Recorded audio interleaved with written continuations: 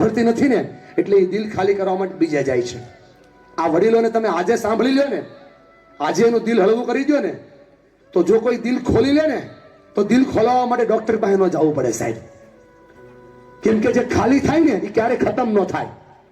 અને ખાલી થવાની બે જ જગ્યા છે, એક માનો ખોળો અને બીજો બાપનો ખભો. જે ખાલી ન થાય ખતમ થાય, ખલ્લાસ થાય.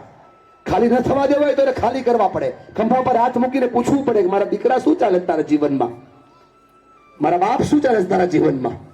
ખંભા પર હાથ મૂકો એટલે શેરિંગ થાય. શેરિંગ થાય એટલે માણસ હળવું થાય.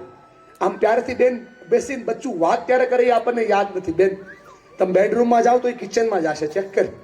તમે કિચનમાં જાઓ તો એ લિવિંગ રૂમમાં જશે. તમે લિવિંગ રૂમમાં જાઓ એટલે એ બહાર જશે. તું ફળિયામાં આવીશ તો એ ઘરની બહાર નીકળી જશે. ખોટું બોલું છું કે સાચું બોલું છું? શરૂ થઈ ગયું છે. 2 વર્ષ પછી તારી બાજુમાં નહીં બેસે. થોડો બદલાવ કર, શેરિંગ કરતો સોલ્યુશન છે.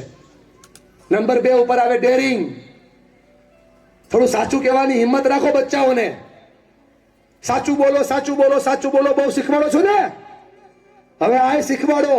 સાચું બોલવાનું તો હોય બેટા, પણ સાચું સાંભળવાનું હોય. જે માં શીખવાડે દે કે બેટા સાચું સાંભળવા શીખી જાય ને, એનો છોકરો આ દુનિયામાં કઈ પાછો ન પડે. શીખવાડવું પડે બેટા. થોડું ડેર કરો કે આ ના ચાલે, આ ખોટું કહેવાય, આ વસ્તુ અન્યાયકારક કહેવાય બેટા, આપણા કામનું નથી. અને બધાથી વધારે શું કરો ખબર? કેર કરો, કેર. 18 વર્ષ પછી વડીલો બેઠા છે ને, પ્રમુખ સમાજના પ્રમુખ, તમે ક્યાંક રહી ચૂક્યા છો મેં સાંભળ્યું. આ 18 વર્ષની રાહ જોવે અને 18મું વર્ષ પૂરું થાય પછી પેલી દીકરી સાઈન કરી દે ને, એ એટલે કરી દે કે એની ઘરે કોઈ કેર ન કરી હોય.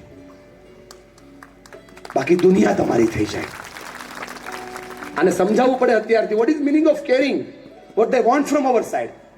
એને આપણી સાઈડથી જોઈએ છે શું કેવું પડે બેટા? બોલ, કેવું પડે? કેરિંગ, કાળજી કરવી પડે. થોડું લગાડતા નહીં ભાઈ.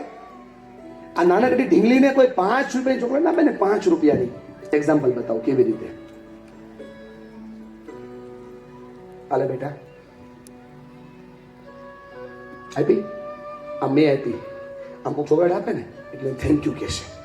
શું કહેશે? તમને આવીને કહેશે કે uncle is so caring, he gives me chocolate. Yes or no? થોડી મોટી સાઈઝમાં જઈએ, બાજુમાં જ બેઠી છે. આટલી હેલ્પ કરે ને તો એને 4 વાર થેન્ક યુ કહેશે. 2 વાર મોઢેથી, 2 વાર મેસેજથી. બેટા રાઈટ કે રોંગ? રાઈટ. મને સમજાતું નથી સાહેબ. કોઈ ચોકલેટ આપે, કોઈ હેલ્પ કરે, તમારા દીકરા દીકરીઓને થેન્ક યુ કહી દે છે, આભાર માને છે. તમે તો એને જીવન આપ્યું યાર.